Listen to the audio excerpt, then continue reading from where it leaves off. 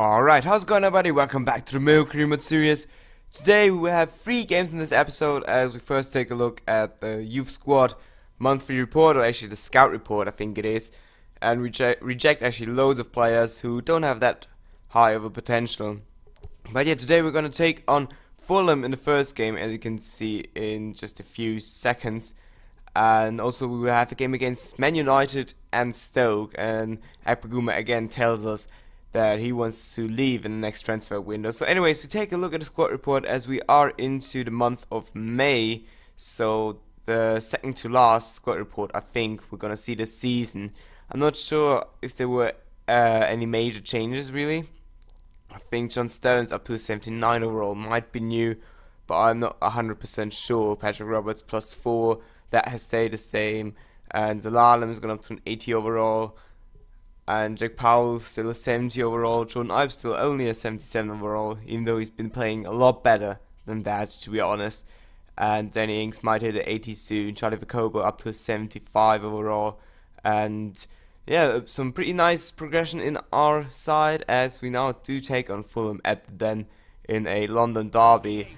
And Fulham, I think they're pretty much at the bottom of the table. Yeah, right there in 17th place. Only 32 points, and we are obviously sitting in 5th with the same amount of points as Man United. And yet again, we had to put up a weaker side, which is just so frustrating. Really, we haven't been able.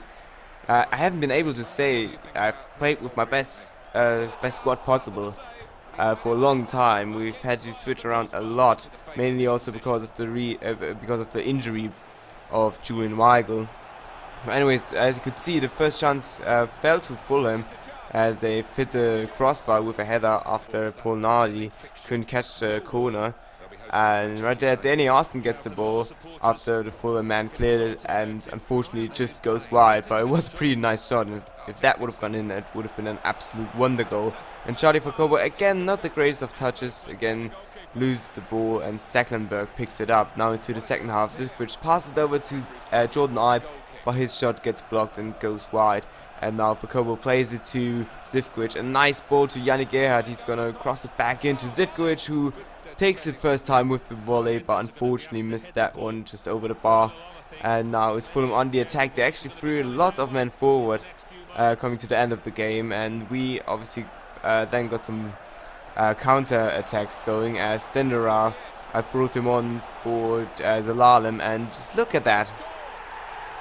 Last episode, I said, I don't know, it feels like the goalkeeper's got a bit more retarded after the patch, and we've seen it in the last game against Swansea, and now again, just look at that. I pretty much messed that chance up with Zivkovic, and the Stecklenburg, I don't know, I have no idea what the hell he was thinking there, but Zivkovic tackles him and the ball just rolls in for the 1-0. It was just absolutely ridiculous after the last game in Swansea where Zivkovic took a bad touch and the goalkeeper kind of slid over the ball and it went in, and now this, I don't know what it is really. Is it really the patch, or was it just, you know, two situations just randomly there? But here is Yannick Gerhardt. I don't know when he will finally score for us. It's been so unfortunate for him. He's got a lot of great chances, and either he's hit the post or the goalie made a great save. But anyways, the last chance did also fall to us, but Selk unfortunately couldn't score there, and it's a 1-0 victory over Fulham, which easily could have been 2-0 or 3-0. We definitely deserved the 3 points here, as Danny Ings wants an upgrade to his 30k, I think, wage, and yeah, he demands 60k now, which is quite a lot, but I think it's worth it. He's a very, very good player. He's probably going to hit the 80s, at least next season, I would say, and we sign him up as an important first-team player for 2 more years. And now we do take on Man United again at the Den, 2 home games in a row there, and yet again I couldn't put up my best squad possible, as you're gonna see in a second. Ooh, Man United have scored 2-0. I'm actually, oh wow, what a goal! What a goal by Mata there. I'm really sorry. I'm just I have my TV going right now, and Mata with an absolute wonder goal. Wow. But anyways, we do take on Man United now. Like I said, not the strongest of sides. we could have put up there, and Manchester United, obviously, with Javier Hernandez up front, together with Rooney and Angel Di Maria. A lot of good players there, especially going forward. And now it's Khedira with the first chance after we couldn't clear the ball. But luckily, Paul Nardi was able to save that. And we do have the same amount of points as Man United. And it's just really funny that Man United have just scored in real life as I'm making this video. But yeah, right here, we do concede 1-0 in not just 15 minutes in. I'm sorry, as Angel Di Maria. I'm not sure if he would have scored if John Stones hadn't deflected the ball, but it definitely was very unfortunate. But from the kickoff, we do get a nice chance here with Alan Dejeti crossing it into Danny Ings. Alan Dejeti was again playing as a right back. He was actually pretty good there, and Danny Ings' header was actually deflected, so we got a corner there, but Powell unfortunately couldn't score there. I think that one was also deflected, but the following corner wouldn't result in anything. And now it's Danny Ings with a chance here, but David De Gea makes a nice save. And now into the 32nd minute as Juan Mata runs to the corner flag, crosses it back in. Akpaguma clears it, but only as far as Chicharito, who passes it over to David Blind. A nice 1-2, and Chicharito with a beautiful finish makes it 2-0 to Man United, which is very unfortunate actually, because we did have a couple of chances, and after that, after the 2-0, we would pretty much be all over the place, really. Just look at it, Angel Di Maria pass it over to Chicharito, and he makes it 3-0, and the game would just be a complete disaster after that. Just look at it. Again, we can't clear the ball. It falls right to Rafael, who passes it over to Javier Hernandez, who passes it over to Angel Di Maria, a nice ball into Wayne Rooney, and it's 4-0 to Man United. And like I said, just a complete disaster. We did get one more chance with Nadia Chifchi here on the free kick, and De Gea does make a nice save here to keep his clean sheet in this game.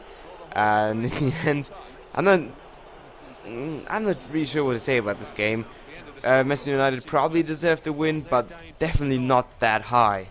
They were just so clinical in front of goal. It was actually really frustrating. And now Zivkovic tells me he's pissed off at his role at the club, even though he's pretty much a first-team player. But I can't play him every game because obviously I have to rest him, or else he's gonna get injured.